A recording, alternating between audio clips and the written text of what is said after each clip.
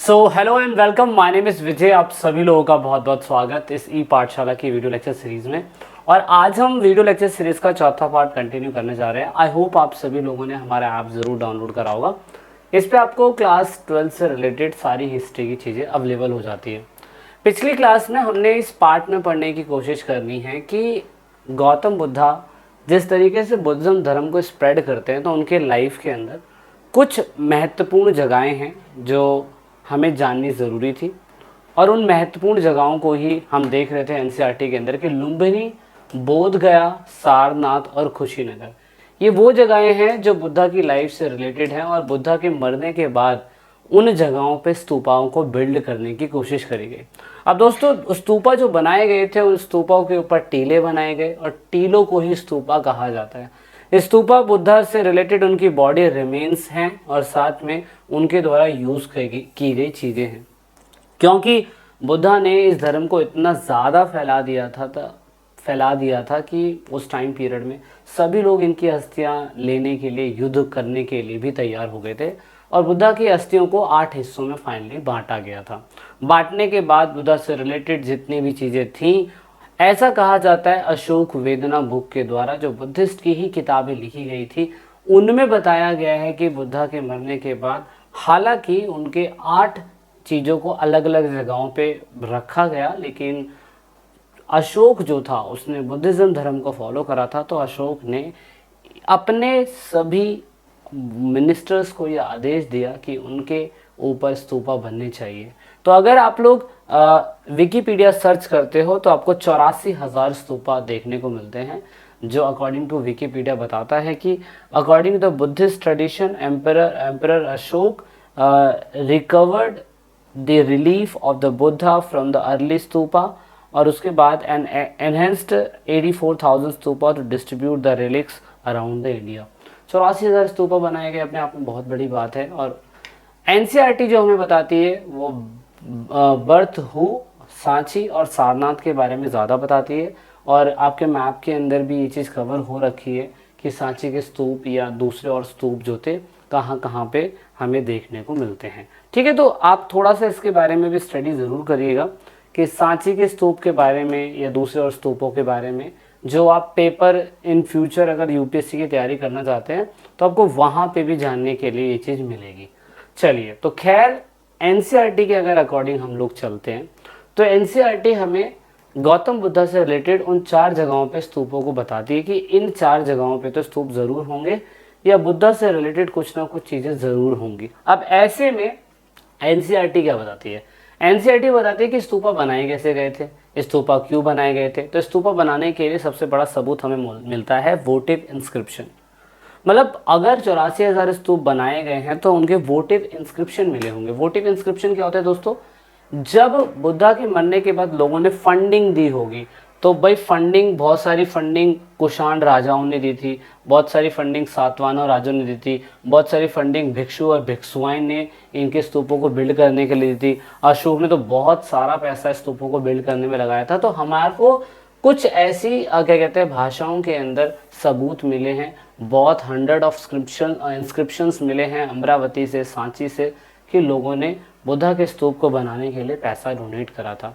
NCERT के अंदर बुद्धा के क्या कहते हैं स्ट्रक्चर को बताया जाता है, और बुद्धा का स्ट्रक्चर जो स्तूप है वो किस तरीके से बना होगा, कैसे बना होगा। और क्योंकि बुद्धा को तो किसी ने नहीं देखा, तो इसलिए जो स्तूप है लोग उसे बुद्धा के रूप में प्रिटेंड करने की कोशिश करते हैं। आज वर्तमान समय में पूरे इंडिया से बाहर भी बुद्धिस्ट धर्म है, और कोई भी बुद्धिस्ट जो होगा जो आउट ऑफ कंट्री रहता है वो इंडिया ज़रूर विजिट करता है इन 4 जगहों पे, और स्पेशली उन स्तूपों को देखने ज़रूर आता है। और क्योंकि वो स्तूपा गौतम बुद्धा की एक निशानी की तरह है, दैट इज़ वाई एनसीईआरटी हमें एक एक चीज़ को बताने की कोशिश करती है कि आप इसे पढ़िए, इसको समझिए कि बुद्धा का स्तूप जो है उसमें क्या क्या स्पेशल चीज़ें। तो देखिए, सबसे पहले इसको अंड कहा जाता है। ठीक है, मैं आपको बता देता हूँ, एनसीईआरटी के अंदर मेधी नहीं बना हुआ है। तो क्या करा गया है, मान लीजिए कि छोटे से हिस्से के अंदर गौतम बुद्धा का एक रिलीफ या बॉडी की जो अस्थियां हैं वो एक छोटे से हिस्से में मटके के अंदर या किसी कपड़े के अंदर लपेट के रख दी गई, और उसके ऊपर फिर एक चबूतरा टाइप चीज़ें बनाई गई ताकि इसको कवर कर दिया जाए। और इसको एनसीईआरटी नहीं बताती है, और this is called the Medhi. ठीक है, इसको मेधी कहा गया था। और मेधी के बाद जब मेधी बनाई गई थी तो उस पर हेमिस्फीयर टाइप जो है एक अंड के शेप में, अंडे की शेप में इसको हेमिस्फीयर सर्कल की शेप में बना दिया गया है, तो इसको अंड कहा गया। तो आपको हर एक चीज़ पता होनी चाहिए कि किसको क्या कहा गया, किसको क्या कहा गया। अब अंड के ऊपर एक हर्मिका रखी गई, एक हर्मिका एक स्क्वायर शेप में आपको दिख सकता है, ये हर्मिका है। और हर्मिका के बाद अगर आप देखो तो उसके ऊपर जस्ट येस्टी, इस जो आपको ये जो लंबी सी पाइप टाइप कुछ दिखाई दे रही है, इसे येस्टी कहते हैं। और 3 छतरियाँ आपको दिखाई दे रही है, उसे हम छत्र कहते हैं। ये छत्र बौद्ध को, ये छत्र धम्म को और ये छत्र संघ को रिप्रेजेंट करने की कोशिश करता है, बुद्धा धम्मा और संघा। ठीक है, एंड देन उसके बाद रेलिंग, रेलिंग जिसको हम वेदिकाएं बोलते हैं। जैसे आप लोग एंट्रेंस गेट से चढ़े तो आपको रेलिंग दिखाई देगी, जहाँ से ये पूरा का पूरा आपको, जैसे तो इसको भी रेलिंग कहते हैं, इनको भी रेलिंग कहते हैं। जैसे घर के बाहर छज्जा टाइप बालकनी होती है ना, उसको रेलिंग कहा जाता है। तो वेदिका या रेलिंग कुछ भी आप बोल सकते हो। अब एनसीईआरटी के अंदर और क्या मेंशन नहीं है, एनसीईआरटी के अंदर तोरण द्वार एंट्रेंस गेट मेंशन नहीं है। और जब रेलिंग से चढ़ने के बाद जब आप प्रदक्षिणा पथ पे आप इसके सर्कल लगाते हो तो ये प्रदक्षिणा पथ मेंशन नहीं है। तो अगर आपको ये नाम नहीं पता है तो ज़रूर आपको पता होने चाहिए। इससे आपके 6 मार्क्स कवर हो जाते हैं। और इवन एनसीईआरटी में यूपीएससी के अंदर भी इन क्वेश्चंस को कई बार पूछा गया है। तो आपको स्ट्रक्चर पता होना चाहिए कि स्ट्रक्चर कैसे बनाया जाता है, क्या क्या चीज़ें होती हैं, क्योंकि इससे क्या होगा, आप अगर ऑल एंड ऑल पूरा कवर होके पढ़ रहे हैं ना तो बहुत अच्छी नॉलेज आपको मिलेगी। और बहुत सारी चीज़ें किताब में नहीं लिखी होती और हम स्कूल के अंदर टीचरों को बता देते तो उससे भी बहुत ज़्यादा फर्क पड़ता है कि बच्चे ने डीपली पढ़ा हुआ है। तो थोड़ा सा आप इसको एनालाइज ज़रूर करिएगा किसको क्या क्या बोला जाता है। देन फाइनली अर्ली स्तूपा, जैसे मैंने कहा कि अर्ली स्तूपा बिल्ड करे गए थे सांची में। और दूसरा है भरहूत बोलते हैं, सॉरी से। तो ऐसा कहा जाता है कि शुरुआती समय में जो वेदिकाएं बनाई गई होंगी वो यहाँ बाहर वाली लक्कड़ की होती होंगी, समय के हिसाब से ख़त्म होगी। इसको भी बालकनी टाइप बोलते हैं। देखो कोई बंदा एंट्री करेगा यहाँ से तो यहाँ पे जाएगा तो इसके चारों तरफ प्रदक्षिणा पथ है ना। और देखो ये हर्मिका है, ये येस्टी, ये छत्र है, ये हेमिस्फीयर टाइप अंड है, ये इसका बेस है तो इसको मेधी बोलते हैं। और इसके नीचे बुद्धा के रिलीक जो है, बुद्धा से रिलेटेड जो चीज़ें हैं वो रखी गई है। और बाद में समय के हिसाब से इस पर नक्काशी कर दी गई होगी ताकि दिखने में अच्छा लगे। अब ऐसा नहीं है कि स्तूपा एक ही जगह है भाई, स्तूपा का निर्माण, उसकी नक्काशियाँ, उन पे मूर्तियाँ अच्छी अच्छी जगहों पे बनाई गई थी। पाकिस्तान के अंदर ही बहुत सारे स्तूपा मिले हैं जो अब समय के साथ खंडहर बन चुके हैं। अब पेपर के अंदर ये बोला जाता है कि भैया देखो जितने भी स्तूपा हैं वो एक महाचैत्य की तरह हैं। महाचैत्य क्या होता है दोस्तों, पूजा का एक ऐसा स्थल। दो ही भिक्षुओं की लाइफ में 2 जगह सबसे ज़्यादा इंपॉर्टेंट मानी जाती है। मैं आपको बता देता हूँ ताकि आप थोड़ा सा कंफ्यूज ना हो। तो बुद्धिस्ट के जीवन में जो बुद्धिस्ट लोग होते हैं, बुद्धिस्ट लोग, जितने बुद्धिस्ट लोग होते हैं उनकी लाइफ में 2 चीज़ें ज़्यादा ज़रूरी है, एक विहार है और एक चैत्य है।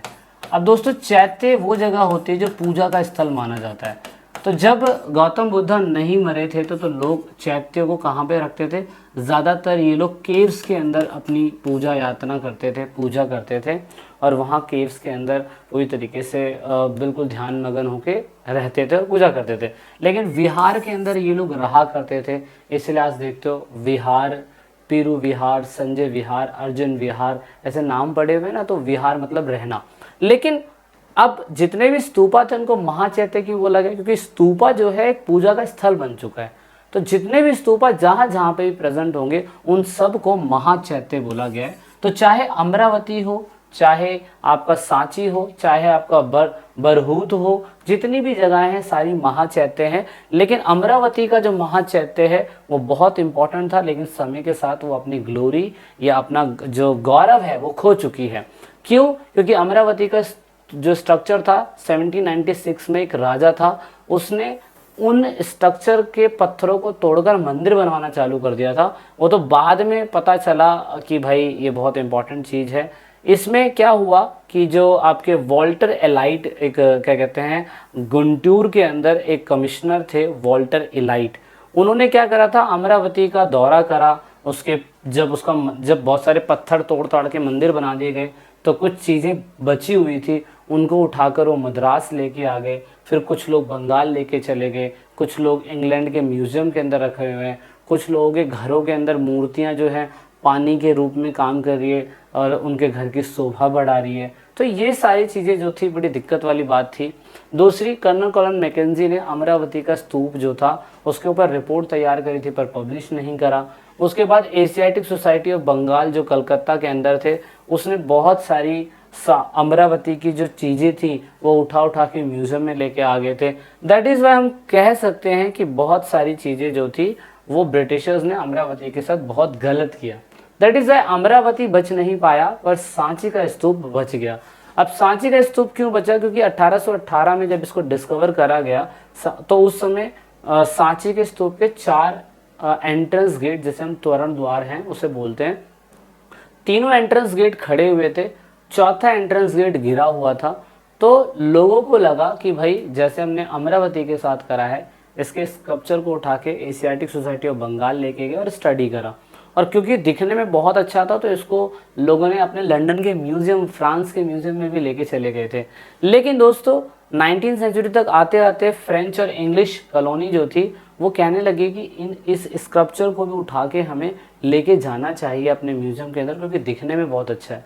लेकिन वो तो अच्छी बात है कि उस समय की बेगम सुल्ताना जहाँ बेगम जो थी उन्होंने मना कर दिया। तो सुल्ताना जहाँ बेगम का बहुत बड़ा रोल है। सुल्ताना बेगम और उसके बाद उनकी जो बेटी आई सुल्ताना जहाँ बेगम, उन्होंने इस एशियाटिक सोसाइटी ऑफ बंगाल को प्रिजर्व करने के लिए बहुत पैसा दिया। जॉन मार्शल को इवन फंड दिया कि आप इसके ऊपर बुक लिखो। जॉन मार्शल ने इसके ऊपर बुक लिखी और लोगों को बताया कि ये है क्या। इसलिए सांची का स्तूप आज की डेट में बुद्धा की साइट्स में सबसे ज़्यादा इम्पोर्टेंट माना जाता है। और जो बच्चे मध्य प्रदेश के अंदर रह रहे हैं तो एक बार सांची का स्तूप जाके ज़रूर विजिट करिए। मुझे डीएम भी कर सकते हैं आप लोग इंस्टाग्राम अकाउंट के ऊपर कि भाई ये चीज़ें हैं, ऐसे ही चीज़ें हैं, है ना, तो वहाँ डीएम करिए, मुझे बताइए। एंड देन उसके बाद सांची का स्तूप जो है बड़ा फेमस हुआ और लोग आज भी विजिट करते हैं। सांची के स्तूप को बचाने का सबसे बड़ा तरीका क्या था? वो था एच कोल के द्वारा। एच कोल ने यूँ कहा कि भैया देखो, अगर हम लोग क्या कहते हैं, जो भी कुछ भी चीज़ अगर हमें स्टडी करनी है तो भैया हम उसके सेम कॉपी बना के, पीओपी बोलते हैं, प्लास्टर ऑफ पेरिस या प्लास्टर कास्ट बना के, कॉपी बना के उसको कहीं और लेके जाएं। और जो मेन स्ट्रक्चर की मेन ओरिजिनलिटी है, मतलब जो मेन वास्तविक चीज़ है, उसको वहीं पर रहने दें। इससे फ़ायदा क्या होगा? ओरिजिनल चीज़ वहीं पे रहेगी और उसके बाद क्या कहते हैं, उसकी कॉपी जो है आप ले जाके कहीं स्टडी कर लो। इसे बोलते हैं इन सेतु, मतलब इन द ओरिजिनल प्लेस। अगर वो अमरावती के साथ हो जाता ना तो अमरावती बच जाता, लेकिन अमरावती नहीं बच पाया।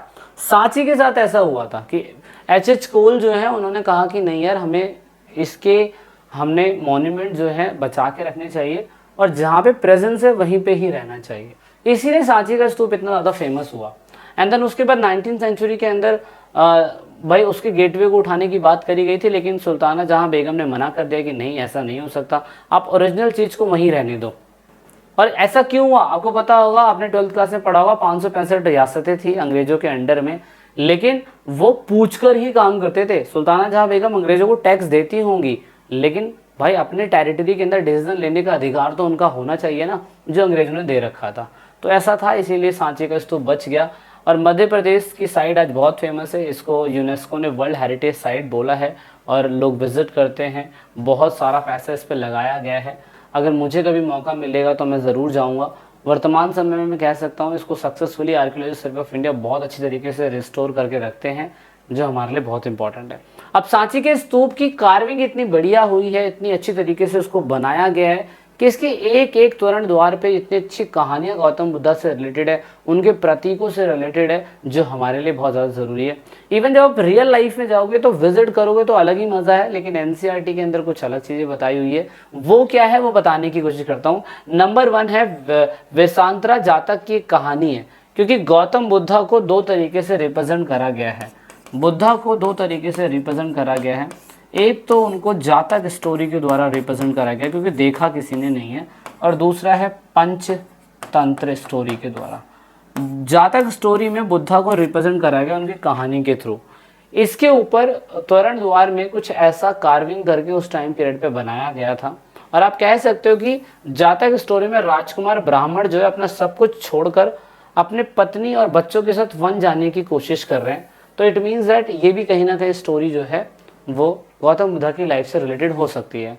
दूसरे स्क्रप्चर हमें जो देखने को मिलते हैं, 3 स्क्रप्चर जैसा मैंने कहा था गौतम बुद्धा की लाइफ से रिलेटेड है, वो है सारनाथ, कुशीनगर, लुम्बिनी और आपका क्या कहते हैं मतलब पहला जहाँ पैदा हुए थे लुम्बिनी, दूसरा जहाँ सबसे पहले उन्हें ज्ञान प्राप्त हुआ बोध गया, जहाँ पे उन्होंने ज्ञान दिया सारनाथ, जहाँ वो मरे कुशीनगर। इन सभी जगहों को गौतम बुद्धा के स्तूपा के अंदर जो कार्विंग करी गई है उसमें कहीं ना कहीं रिप्रेजेंट करा गया। कैसे रिप्रेजेंट करा गया? नंबर 1, जहाँ पे उन्होंने सबसे पहले लोगों को उपदेश दिया, तो वहां पे व्हील चक्र के रूप में उन्हें दिखाने की कोशिश करी गई है, and this is called the Sarnath. और सारनाथ में व्हील चक्र बना हुआ है, इट मीन्स दैट ये बुद्धा है। दूसरा, जहां उन्हें कुशीनगर में महापरिवार निबाणा प्राप्त हुआ, तो स्तूपा के रूप में उनको रिप्रेजेंट कर रखा है, ठीक है, महापरिवार निबाणा का मतलब उन्हें। दूसरा, जहां पे वो मेडिटेशन करते थे, एम्प्टी सीट मेडिटेशन की थी, तो लोग वहां बैठते थे, तो ये उनको रिप्रेजेंट करा गया। देन उसके बाद सालभंजी का एक मूर्ति है जो आपको तोरण द्वार के गेटवे पे लटकती हुई दिखाई देगी। इसमें दिखाया गया पॉपुलर बिलीफ के द्वारा, ज़्यादातर मान्यता यही है कि ये जिस भी पेड़ को छू लेती है उसके अंदर फूल आ जाते हैं, फल उग जाते हैं, इनके हाथों में कोई ना कोई जादू है, इसे हम शालभंजिका कहते हैं। एंड देन उसके बाद एलिफेंट दिखाया हुआ है। एलिफेंट का मतलब इट मीन्स वो स्ट्रेंथ और विजडम की निशानी है। कहीं पे गजलक्ष्मी दिखाई गई हैं, उनकी मदर को रिप्रेजेंट करा गया है। कहीं पर बहुत जगह सांप दिखाए गए हैं, तो सांप की बहुत सारी इंस्क्रिप्शन हमें उन पे कार्विंग करी हुई मिलती है। इसका मतलब ये है कि वो वहाँ पे शायद से जहाँ पे जिस भी पीपल के पेड़ के नीचे वो गौतम बुद्धा एनलाइटमेंट प्राप्त कर रहे थे, तो वहाँ पे सांप भी आए थे, और पीपल के पेड़ों पे सांप भी आते हैं। और इसका प्रूफ जो है जेम्स फर्ग्यूसन ने करा था कि सही मायने में वहाँ पे सांपों की पूजा आज भी इसलिए होती है क्योंकि पीपल के पेड़ के पास वहाँ पे सांप भी आते हैं, तो इसलिए हो सकता है कि बुद्धा के स्तूपा के अंदर सांप का रिप्रेजेंटेशन इसीलिए करा गया हुआ। सो गाइज, ये था थोड़ा बहुत गौतम बुद्धा से रिलेटेड, जो एनसीईआरटी में बहुत कम दिया हुआ था, लेकिन हमने थोड़ा सा उसे और इलेबोरेट करा ताकि आपके पेपर के लिए बेनिफिट हो सके। And I hope that you got this point in this chapter. मिलते हैं नेक्स्ट पार्ट में, जो वीडियो लेक्चर सीरीज का लास्ट पार्ट होगा। This is this video. जय हिंद, जय भारत, वंदे मातरम, भारत माता की जय। वीडियो अच्छी लगी तो लाइक शेयर सब्सक्राइब और ऐप को जरूर डाउनलोड करिएगा। अधिक जानकारी के लिए नेक्स्ट पार्ट में मिलते हैं।